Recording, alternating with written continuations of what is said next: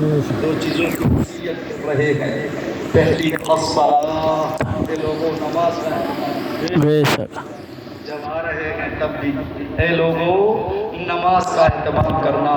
الصلاۃ الصلاۃ وما ملکت ایمانکم، اور جو تمہارے ملک یمین ہے، جو تمہارے نوکر ہیں، جو تمہاری نوکرانیاں ہیں، جو تمہاری باندیاں ہیں، جو تمہاری کنیزیں ہیں، جو تمہاری لونڈیاں ہیں، اللہ اکبر، جو تمہاری بیویاں ہیں، جو تمہاری ماں اور بہنیں ہیں، جو صنف نازک ہے، جو نازک طبقہ ہے، اس کا خیال رکھنا. کہیں ایسا نہ ہو ان پر ظلم ہو جائے، کہیں ایسا نہ ہو ان پر زیادتی ہو جائے، کہیں ایسا نہ ہو کہ جناب تم ایک طاقتور مخلوق ہو، ایک طاقتور مخلوق کمزور مخلوق کو ستا نہ دے. اللہ اکبر میرے بھائیوں، میرے آقا ارشاد فرما رہے ہیں الصلاۃ کہہ کر کے اللہ کا حق ادا کر دیا، اللہ کے حق کو بیان فرما دیا، اور وما ملکت ایمانکم فرما کر یہ بتا دیا تم پر حقوق اللہ بھی عظیم ہے اور تم پر حقوق العباد بھی عظیم ہے. بے شک سبحان اللہ سبحان اللہ یہ پیغام اور آنے کے بعد کا بھی یہی پیغام، بے شک آنے کے وقت کا بھی یہی پیغام ہے. پیغام کو یاد رکھو،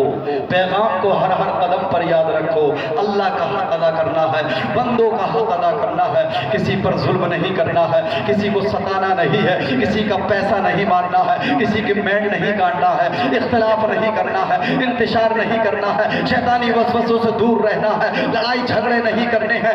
اللہ اکبر، اپنے اپنے کام سے مطلب رکھو. اگر لڑائی جھگڑے ہوں گے اللہ اکبر میرے بھائیوں تو ہماری قسطوں میں سفایا ہو جائے گا. ہرگز نہیں، ایک دوسرے سے محبت سے پیش آؤ. میرے آقا فرماتے ہیں، رب فرماتا ہے ارحموا من فی الارض یرحمکم من فی السماء. اے لوگوں تو زمین والے پر رحم کرو، آسمان والے تم پر رحم فرمائیں گے، فرشتے تم پر رحم کریں گے، اللہ تم پر مہربان ہوگا. بے شک سبحان اللہ سبحان اللہ متحد ہوگے تو کہلاؤ گے مومن غازی، منتشر ہوگے تو قصوں میں سفایا ہوگا. اتحاد کا دامن مت چھوڑو. حضور حافظ ملت فرماتے ہیں اتحاد زندگی ہے اور اختلاف موت ہے. بے شک لڑائی جھگڑے کر کے ہماری ایک ہی ہر کئی رسوائی ہے، گھر سے نکلو رسوائی رسوائی. اس لیے یہاں پر غصہ برداشت کر لینا بہت بہتر ہے. مسلمان آپس میں بھائی بھائی ہیں. انما المؤمنون اخوہ فاصلحوا بین اخویکم. اپنے بزرگوں کا ادب کرو، ادب سے زندگی ہے. اپنے چھوٹوں پر شفقت کرو، غریبوں کی غربت کو دور کرو، حاجت مندوں کی حاجت روائی کرو، یتیم کے سر پر شفقت کا ہاتھ رکھو، پڑوسیوں کے حقوق ادا کرو. ایک روایت کا ترجمہ کر کے رخصت ہو جاؤ. پڑوسی کا کتنا حق ہے. صحابہ کرام بیٹھے ہوئے ہیں، میرے آقا نے ارشاد فرمایا اے لوگوں اپنے شوربے سے، اپنی ہانڈی سے پڑوسی کو تکلیف نہ دو. اپنی ہانڈی سے پڑوسی کو تکلیف نہ دو. تکلیف صرف زبان سے یا ہاتھ سے ہی نہیں دی جاتی ہے. المسلم من سلم المسلمون من لسانہ و یدہ. حقیقت میں مسلمان وہ ہے جس کی زبان سے، جس کے ہاتھ سے دوسرا مسلمان محفوظ رہتا ہے. سرکار نے فرمایا اپنی ہانڈی سے بھی تکلیف نہ دو. صحابہ نے عرض کیا یا رسول اللہ بات سمجھ میں نہیں آئی، مطلب سمجھ میں نہیں آیا، ہانڈی سے تکلیف کیا دے گا کوئی؟ میرے آقا نے ارشاد فرمایا اگر تمہارے گھر کوئی اچھی چیز پکے اور تمہارے پڑوس میں جناب والا وہ چیز نہ بن رہی ہو، تمہاری ہانڈی میں بہتر چیز بن رہی ہو اور اس کی خوشبو پڑوس میں جا رہی ہو، اور پڑوسی کے حال یہ نہ ہو کہ اس چیز کو لا کر کے کھا لے، اس کے بچے بھی مطالبہ کر لے. لہذا میرے آقا نے ارشاد فرمایا اگر کوئی اچھی چیز بن رہی ہے تو شوربہ بڑھا دو اور پڑوس کو بھی دے دو تاکہ اس کے بچوں کو تکلیف نہ ہو.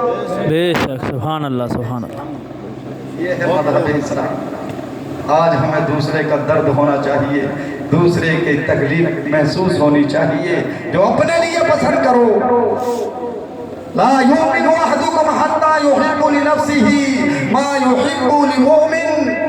جب تک تم مومن نہیں ہو سکتے جب تک کہ جو تم اپنے لیے پسند کرتے ہو جو دوسرے کے لیے پسند نہ کرو. جو اپنے لیے پسند کرتے ہو وہی دوسروں کے لیے پسند کرو.